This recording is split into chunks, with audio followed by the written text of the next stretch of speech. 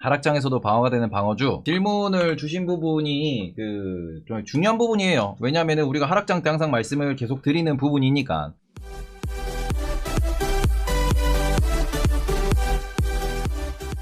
근데 이거는 꼭 짚어 가셨으면 좋겠는 게, 하락장이라고 단순히 경기 방어주 아니면은 필수 소비재 이런 얘기 많이 들어보셨을 거예요. 경기 방어주니 필수 소비재니 아니면 고배당주니 요런 것들이 어찌 보면은 하락장에 단단한 종목이다라고 이야기를 했는데, 지금 여기서 우리는 한 가지 더 보셔야 되는 게 뭐냐 그러면은, 도대체 지금 하락하는 이유와 그 다음에는 하락을 하는 포인트에서 매크로가 어떻게 작동하냐라고 보셔야 되는데, 2022년도에도 이렇습니다. 뭐가 올랐어요? 금리가 올라가면서 채권 가격이 떨어지는 이것 때문에 주식도 같이 떨어졌는데, 지금 소위 말하는 이 주식이 떨어지는 하락장에서 진짜 말 그대로 가장 베이스 오브 베이스 기본 로직이 뭐냐 그러면은 채권금리가 올라가죠. 지금 몇 프로인데? 4에서 5%가 나옵니다. 그러면은 내가 주식을 샀을 때 주식 보유 시 4에서 5%를 먹을 수 있냐 이거지. 이것에 대해서 어찌 보면은 요거는 픽스드 인컴이라고 부릅니다. 말 그대로 고정된 수익이라고 부르는 거예요. 이거는 무조건 내가 얻을 수 있는 거고, 주식 같은 경우에는 이거는 우리가 위험 자산이라 부르잖아. 위험 자산. 그러니까 얘는 무조건 준다라는 관점이 아니에요. 채권 같은 경우에는 얘가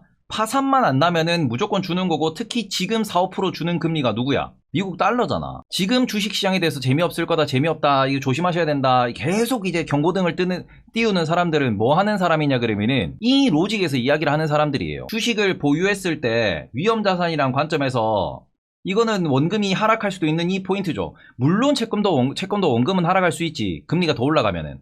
그럼에도 불구하고 얘는 만기 보유하면은, 만기 보유 시에는 무조건 원금을 돌려줍니다. 내가 1%대 채권에 내가 들어갔다라고 하더라도, 기준금리 1%대 내가 채권을 샀다고 하더라도 내가 안 팔면 손실은 아니야. 먹는 게 적어서 그렇지. 그리고는 지금 같은 경우는 4, 5%니까 내가 4, 5% 이거 사놓으면은 무조건 4, 5%는 주는 거야. 만기까지 보유하면. 그리고는 if 중간에 채권금리가 더 떨어진다 그러면은, 금리가 떨어지면 채권 가격은 오르는 거죠. 이거는 차익도 가능해. 금리 인하라는 그런 로직에서는 차익 실현도 가능하죠. 그러니까 이런 부분에서 지금 TLT를 가장 우선해서 말씀드리는, 또 TMF는 아직 안 돼. 그러니까 조금 더 어찌 보면 단기가 됐든 중기가 됐든 장기가 됐든 채권 시장 을 기준으로 말씀을 드리는 것도 우선적으로 돈이 이쪽으로 들어가는 부분이니까, 얘보다 매력이 있어야, 이 기업들보다 매력이 있는 기업이 되어야 투자가 들어오는 거지. 내가 돈 있는 사람이라고 했을 때 선택을 하는 거잖아요. 채권 살까 아니면 주식 살까? 채권보다 주식이 많이 먹을 수 있는 가능성이 있어야 들어가는 거잖아. 그러면은 경기 방어주라고 하는, 아니면은 이 필수 소비자라고 하는 이 기업들도, 고배당주라고 하는 이 기업들도 기본적으로 고배당주 기준으로 봅시다. 실적이 꾸준하다라는 이런 전제하에 뭐만큼 나와야 돼요? 채권만큼 4, 5% 이상의 배당을 지급하는 기업이어야 매력이 있다라는 거지. 그리고는 이 부분에서 우리가 어찌 보면은 시장이 망해도, 경기가 안 좋아져도 필수 소비재들은 아까 펩시도 말씀하셨고, 코카콜라도 그럴 수 있고, 월마트도 그럴 수 있고, 아니면은 존슨앤존슨도 그럴 수 있는 거고, 화이자도 그렇고, 이런 애들 같은 경우에는 그럼에도 소비가 발생할 거 아니야. 우리가 가장 기본적인 P&G도 마찬가지입니다. 그리고는 이런 기업들을 대충 우리는 뭐라고 불러요? 경기 방어주라고 부르지. 필수 소비재에 들어가는 친구들을 다시 한번 정리해보면은 누가 들어갑니까? 우리가 말 그대로 식음료, 그리고는 또 누구? 통신, 그리고는 또 우리 은행 이런 애들, 그리고는 좀 더 보시면 경기 방어주 기준에서는 보험도 들어갈 수 있습니다. 의약품도 들어가요. 그리고는 우리가 유통도 넣을 수 있습니다. 이런 애들 같은 경우는 우리가 그냥 잘 살든 못 살든 무조건 써야 되는 거야. 사치재라고 부를 수 있는 거는 자동차가 됐든, 아니면은 좀 더 멀리 나갔을 때 우리가 여행 관련된 애들, 요런 애들은 사치재죠. 이거는 우리가 여유가 있어야 바꾸고 여유가 있어야 쓸 수 있는, 소비할 수 있는 것들이고, 요거는 필수 소비재라고 부르는 이유가 무조건 써야 되는 애들이니까. 그래서 고금리에 경기가 안 좋다 그러면 자동차가 됐든 여행이 됐든 이런 애들 조금 어려울 수 있다라고, 실적이 안 나올 수 있다라고 걱정하는 부분이고요. 그래서 우리나라 식음료 볼게요. 삼양식품 배당 1%입니다. 배당 1.5% 이렇게밖에 안 나와. 농심 배당 1%, 배당 1%도 안 나와. 농심 1%대 나오겠다. 40만원 기준으로 1%잖아. 통신 보시면은 얘들은 그나마 배당 6, 7% 나와요. 국내 기준이에요. 은행도 보시면은 그나마 배당 6, 7% 나옵니다. 보험사들 보시면은 한 5에서 6% 나와요. 우리나라 의약품, 전통의약품도 배당 1% 주나 마나 이러고요. 유한양행, 환인제약 이런 애들. 바이오하는 애들은 무슨 배당이야? 없어. 우리나라 유통하는 애들 볼게요. 이마트 이런 애들 배당 1% 안 나옵니다. 이마트는 배당 1% 넘게 나오겠다. 이러니 우리나라는 유통도 의약품도 식음료도 필수 소비재로 취급이 안 되는 거야. 경기 방어주로 취급이 안 되는 거야, 얘네들이. 미국에선 얘네들이 경기 방어주로 잘 이렇게 버텨주는데 우리나라는 이게 안 되는 이유가 여기 있는 거예요. 신세계 이런 거 우리가 잘 아는 유통이지만서도 문제가 있는 게 뭐예요? 걔들은 안 돼. 그래서 제가 맨날 2021년도에도 은행 통신 얘기했죠. 2021년도에도. 왜? 얘네들은 그나마 배당을 기준으로 놓고 볼 때 지금 채권 수익률이랑 배당이랑 놓고 보면 거의 유사하니까 딱히 빠질 이유는 없다. 그럼에도 불구하고 그 당시 은행 통신이 배당률이 5, 6% 나오던 게 지금 6, 7%로 떨어졌잖아. 밀렸잖아요. 왜 밀렸어요? 금리가 더 올라와 버렸으니까. 그래서 이런 부분에서는 우리가 좀 기준을 정하셔야 됩니다. 하락장이 두려워진다 그러면은 오히려 요런 애들의 자산을 배분한다든지 그게 아니면은 채권 쪽으로 자산을 배분한다든지 이것도 전략이 필요한 거는 장이 박살난다라고 지금 만약에 가정해보면은 은행 통신도 같이 빠질 수 있어요. 장이 박살난다 그러면은. 그러면 그 상황에서는 오히려 채권은 기준금리가 인하될 거니까 채권은 오히려 수익률이 확 좋아지겠지. 그러니까 주식 투자를 하면서도 채권까지는 같이 계속 보셔야 되는 이유도 이게 채권의 수익률 자체가 주식 수익률과 밀접하게 연계가 됩니다. 지금은 내가 채권에 투자하면은 아무 짓 안 해도 4, 5% 주는 거야. 아무 짓 안 해도. 무조건 이거는 그냥 기본적으로 정해진 이자로 주는 거잖아. 요거 vs 우리가 주식을 샀을 때 수익률이 얼마가 나오느냐 이게 핵심이란 말이야. 그러면은 주식 같은 경우에는 내가 이 약 물고 물려있더라도 실적이 나오고 거기에 배당이 나온다 그러면은 최소 이거는 나와줘야 되는 거고 이래야 내가 지금이라도 사게 되는 거고 싸다 그러고 그게 아니면은 배당이 좀 약하더라도 뭐가 기대돼야 돼요? 무조건 성장률이 나와줘야 돼. 근데 이 성장률이 어느 정도 나와줘야 돼? 15에서 20%는 나와줘야지. 왜냐면은 이렇게 나와줘야 포워드 PER이라고 하는 1년 뒤 기준 PER이라고 하는 우리 주가 배수라고 부르는 그러니까 직역하면 주가 수익률이라고 부르는 건데 기준 금리가 2%일 때는 PER이 그냥 이건 경제학자마다 다 다르게 이야기합니다. 근데 적정 PER이 기준금리 2%일 때는 얼마라고 이야기하느냐 그러면은 대충 이렇게 얘기해요. 한 20배 전후 이렇게 얘기해요. 그럼 기준금리가 5%면은 PER이 얼마가 적당할까? 사람마다 다르게 이야기하겠지만 요렇게까지도 이야기합니다. 13배. 이거는 여러 공식을 넣고 하는데 PER이 떨어져야 된다라는 거야. 왜?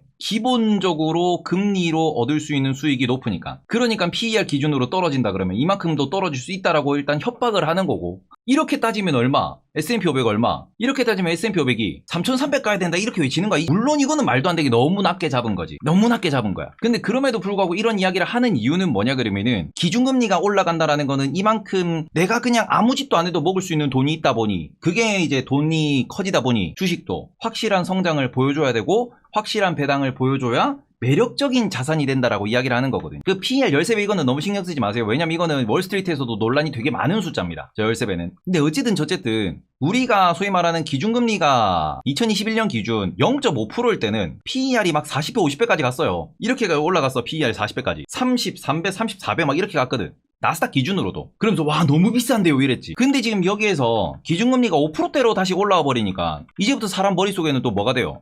아 좀 이거 주식을 좀 보수적으로 사야겠네라는 이야기가 나오는 거고 그럼에도 불구하고 주식시장 같은 경우에는 롱숏이 되게 자주 빈번히 반복적으로 발생하고 앞으로 미래에 어떨 것이다 라는 걸 보여주고 그리고는 특히 이런 건 있어요. 대형주 중심으로 시장이 계속 재편됩니다. 그리고 대형주가 실적이 좋아진다라고 하면은 지수는 그렇게 나쁠 이유가 없어요. 대형주가 좋아진다 그러면 지금 AI 나오는 것도 미국 빅테크들이 다 헤쳐먹는 거 아니야. 지금 이런 어찌 보면은 그 대형주 중심으로 실적이 재편되고 있다라는 점에서는 결국 이게 지수를 끌어올릴 거예요. 지수를 버티게 할 겁니다. 그러니까 계속 얘기하잖아. 지수 10% 빠질 때 내 종목은 30%씩 빠진다고. 우리 지금 이미 겪고 있는 거 아니야. 나스닥 10% 빠지니까 어떻게 돼? 내 계좌 30%씩 다 박살났지. 그지? 중소형주 잘못 들고 있으면 다 박살났어요. 그런 분들 얼마나 많아. 그런데 그 과정에서 이런 애들은 맞을 거 맞으면서라도 시장에서 버티지 못하면 주식 오를 때도 못 먹어요. 네, 그죠. 근데 그 상황에서 지금 얘네들 보면은 얘네들 오히려 반등했다? 왜? 얘네들이 오히려 반등한 이유는 하나예요. 지금 주식시장에서 손절 때리고 패닉셀 때리고 주식시장에서 자금이 빠져나가서 야 살만한 거 뭐 있냐 그러니까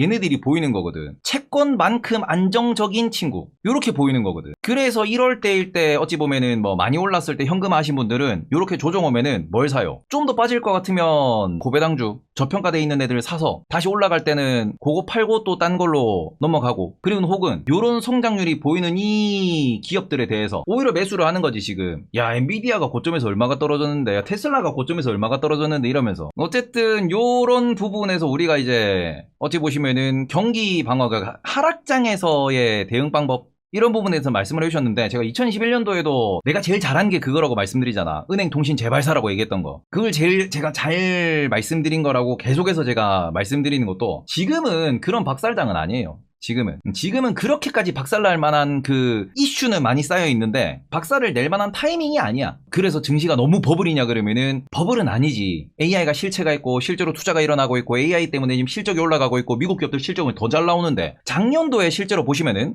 지금은 건조라니깐 건조야 건강한 조정. 네, 작년도에는 실제로 팩트셋 자료 보셔도 아시겠지만 2020년, 21년 이렇게 실적이 좋아졌던 애들이 작년도에는 실제로 실적이 꺾였습니다. 그리고는 지금 보시면은 실적이 오히려 예상치보다 이렇게 가고 있어요. 물론 작년, 전년 동기 대비로는 낮아. 전년 동기 대비로는 지금 22년 2분기보다 요때보다는 지금 23년도가 실적이 낮긴 해요. 근데 바닥을 찍고 돌리는 거는 확인이 된 상황이거든. 그러니까 지금 여기에서 오히려 더 어찌 보면은 조정이 길어질 수 있다라고 이야기하시는 분들은 뭐냐 그러면은 아무래도 고금리가 지속되고 경기 침체가 지속된다 그러면은 미국 S&P 500 APS, 미국 기업들의 실적이 쉽게 올라가지 못할 것이다라고 이야기를 하는 거지. 이런 전망치 때문에 횡보를 얘기하는 거고 어찌 보면 이런 것 때문에 이거 실적 경기 침체인데 소비가 일어나겠냐. 중국이 저러고 유럽이 저런데 실적이 잘 나오겠냐. 아이폰 봐봐라. 아이폰 안 팔리면 어떡하겠냐. 테슬라 할인 판매하는데 EPS 안 좋으면 어떡하겠냐. 미국의 주가 지수는 혹은 글로벌 시장의 핵심은 결국 EPS잖아. 주당 순위. 한 주당 이익이 얼마나 나오냐라는 게 결국 이게 지수를 결정하는 인덱스를 결정하는 이 포인트가 되는데 여기서 지금 이야기하는 건 이 부분이거든요. 앞으로 실적이 안 나올걸? 경기 침체 때문에 고금리 때문에 실적이 안 나올걸? 이런 이야기를 하는 거고요. 아니야 그래도 미국 소비 잘해. 중국이 지금 저렇게 위기가 있는데 중국 돈 풀겠지. 시진핑이 먹고 살아야 될 텐데. 그리고는 미국의 빅테크들이 AI로 지금 기술적인 혁신을 만들어내고 있는데 이러면 어떻게 돼요? 그래도 실적이 이렇게라도 올라가지 않겠냐. 대형주 중심으로 기술들이 다시 재편되고 좀비 기업들을 하나하나 파산해버리고 그리고는 뒤돌아봤더니 그래서 주당 순이익은 잘 버는 놈이 더 잘 벌어서 지수는 올라가. 가는 놈만 가. 이렇게 되면은 오히려 대형주들이 돈을 잘 벌고 그걸로 자사주 소각 더 때리고 그러면서 EPS를 끌어올리고 이러면은 오히려 지수는 천천히지만 우상향할걸? 그리고 이렇게 놓고 봤을 때 여기 핵심이 되는 AI, 여기에 들어가야 되는 반도체 이런 부분 같은 경우에는 기대해도 될걸? 이라고 이야기를 하는 겁니다. 그리고 이 로직상에서 우리가 얼마? 2025년 정도까지는 우리나라도 그래도 우상향은 할걸? 2025년까지 적어도 AI에 대한 투자는 엄청나게 해야 된다고 이야기를 하고 있으니까 빅테크들이. 그러니까 아직까지 우리나라에서 은행 통신을 사야 될 만큼 개박살장을, 개하락장을 왜 치냐 그러면은 그건 아직 아니라고 하는 거예요. 경기 사이클이 있으니까. 그래서 이런 부분에서 지금 하락장, 조정장, 고금리에 대한 밸런스, 균형, 그리고는 시클리컬 관점에서의 우리나라의 반도체 시황, 우리나라의 수출 시황에 대해서는 균형은 좀 잡아놓으셨으면 좋겠습니다. 작년장에 비하면 지금은 선녀 아님? 선녀지. 자, 아무튼 이런 부분에서 지금 장에 대해서 너무 공포를 갖지 마세요.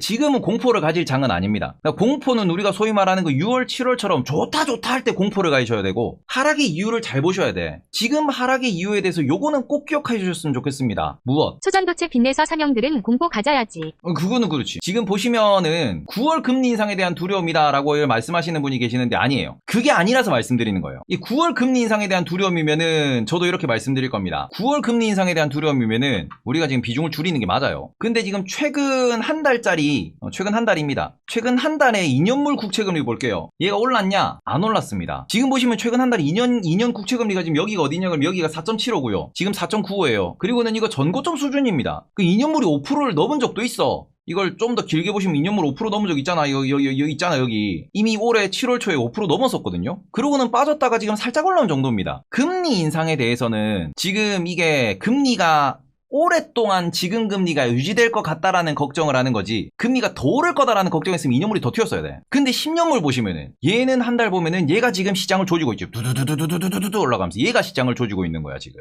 그러니까 지금 그 어찌 보면은 시장에 대해서 아직까지 공포나 뭐 이런 거에 대해서 별로 이렇게 세게 말씀 안 하는 이유도 이렇게 말씀 안 드리는 이유도 지금 핵심 포인트 중에 하나가 이거거든요. 2년물은 별로 안 올랐는데 10년물이 이따만큼 올라가면서 시장을 조지고 있습니다. 실제로 보시면 여기가 지금 3.7 이렇게 나오거든. 어디냐? 3.6이냐 7이냐? 3.8이네. 한 달 동안. 한 달 동안 얘가 지금 3.8에서 지금 4.2까지 0.4가 올랐어. 40pp가 올랐어. 한 달 동안. 이거는 어마어마한 겁니다. 이거는. 그리고는 또 얘는 전고점인데 얘는 전고 뚫었지. 얘는 여기서 이렇게 가는 게 지금 10년물이고 2년물은 요렇게 온 거거든. 요 두 개를 놓고 비교해보시면은 시장에서는 무슨 얘기를 하는 거예요? 말 그대로 10년물 채권 시장의 수급 꼬임에 의해서 조정이 나오는 겁니다. 그것도 누가 하는 거? 재무부가 하는 거. 이러니 답답한 거지. 이러니 빡이 치는 거지 지금. 그래서 이 부분에서 지금 시장의 조정에 대해서 너무 공포는 갖지 마시라. 만약에 여기서 그 우리 요요요요요요요요요요 심리 지표에 나오는 필링 그리드에 나오는 이 하이힐드 스프레드 요런 거 튀어 오르잖아요. 정크본드에 대한 하이힐드 스프레드 이런 거요. 이건 진짜 부실 위험이거든. 이런 거 튀어 올라 보면은 아침 말씀드릴 거예요. 와 형님들 진짜 이거는 크게 빠지겠다. 건강한 조정 상단에서 5% 10% 빠지는 게 아니고 진짜 이 정도면 크게 빠지겠다. 이렇게 말씀을 드릴 수 있지. 이렇게 되면 여기서는 이게 올라가 버리면 이게 안 움직입니다 이거 지금. 그래서 요 부분에서 우리는 계속 말씀드리는 게 시장에서 살아남는 방법 중에 하나입니다. 이런 걸 사야 될 때가 또 나와 가끔씩. 요 타이밍에는 따라오세요. 네, 따라오시면은 뭐 저도 실수는 하겠지만서도 대충 따라오다 보면 알지 않냐? 좀 지금은 좀 나 파는데 지금은 저 좀 뭐 안 하는데 이럴 때가 있거든.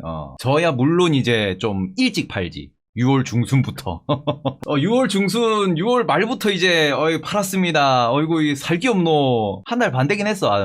박살이나 좀 큰 조정은 피했는데 아니 나 LX세미콘도 다 팔았고 하이닉스도 다 팔았잖아. 제일 크게 들고 있던 것들. 그런 건 어찌 보면은 제가 6월 중순 6월 중순 6월 말에 다 팔았거든. 그럼 현금 들고 있었어요. 그러다가 LX세미콘 내려 꽂으니까 또 샀고 지금 뭐 한국카본 같은 거 내려보니까 또 사고 뭐 이러고 있는 거고 에어비앤비는 계속 들고 있습니다. 에어비앤비는 S&P 500 들어가는 편입 이슈가 있어서 이런 부분 지금 어찌 보면 최근에 테이펙스 4만원 가서 거기서 또 다시 또 죽었고 그럼 이런 어찌 보면은 이제 뭐 좀 조지길 기다렸다가 조지면 사는 거지.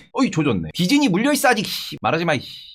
물론 100%다 익절하고 100%다 현금한 건 아니지만 물려있는 건 아직 냅뒀긴 했지만 그래도 수급 쪽에서 쭉쭉 올라간 거는 비중 확 줄였지. 그래서 이런 부분에서는 좀 이버형은 가치 투자에 안전하게 밸류가 싼 종목 조지는 스타일이니 다들 스타일 맞는 투자를 찾는 게 중요함. 그건 맞습니다. 거기에서 이제 내가 지금은 지수 못 가네 그래서 테마 뭐 이렇게 뭐 단기 해야지 이럴 수도 있는 거고 요런 부분에서 우리가 균형을 잡으시면은 좀 더 큰 그림은 그려질 수 있어요. 내가 대형주 플레이를 해야겠구나. 좋아한다는 종목 등 노잼주다 그러는데 노잼 주니까 매매 많이 안 하고 돈 계속 벌잖아. 돈만 벌면 됐지 뭐가 중요해. 돈만 벌면 됐지 뭐 그렇지 않아요? 이런 종목 많이 안 사. 살 때 100만원 사고 좀 많이 빠지면 200만원 사고 괜찮다 싶으면 500만원 사고 한 2,000원 사면 더 안 사고 더 못 사. 더 안 사. 물리면 재미없잖아. 대신에 이런 거를 이제 뭐 10개씩 돌리는 거지. 오케이? 씨 뿌려놓고 연락 오면 만난다. 좀 말이 좀 그런데 네 그렇습니다. 예. 자 그래서 이 부분은 다시 보기 좀 잘라놓고요. 우리가 하락장에서도 방어되는 방어주 무엇이 있냐? 뭐 일단은 재무가 우량해야 되고 재무가 꾸준하고 성장을 보여줘야 됩니다. 그리고는 주주환원도 채권에 뒤지지 않게 좋아야 돼요. 그런 상황에서 어찌 보면은 뭐 이 저점이라고 하는 차트상 저점이라고 하는 이런 부분이 보이면은 기술적 분석까지 했을 때 살만하면은 그런 게 이제 어찌 보면은 방어주가 되는 거고요. 이럴 때 우리나라가 제일 좀 걱정되는 거는 보통 이제 10% 뜰만한 이슈에 10% 좋아지는 호재에 20, 30%, 40, 50% 올라가 있으니까 떨어질 때 다시 개박살이 나는 거거든. 주린이 3일차 고민 좀 들어주세요. 큐큐큐 vs 그 돈으로 애플, 엔비디아, 아마존, 구글, 테슬라 골고루 사기. 큐큐큐. 네. 주린이 3일차면은 큐큐큐 사세요. 그리고는 나머지는 기업 공부를 하셔서 들어가세요. 개별 종목을 쉽게 보는데, 개별 종목을 쉽게 접근하면은 마이너스 3, 40%는 각오해야 돼요. 개별 종목은. 그렇기 때문에 저는 큐큐큐를 먼저 좀 비중을 실어놓고 담아놓고 매매를 해보면서 개별 종목 움직임을 보세요. 3일 되자마자 네가 갑자기 운전면허 딴지 3일인데 드리프트 하겠다라고 하시면은 골치 아픕니다. 그죠? 이제 하나하나 공부하시면 됩니다. 오케이? 이 부분에서 다시 보기를 좀 잘라놓도록 하겠습니다. 나이키 스타 70 하락장 대응 방법.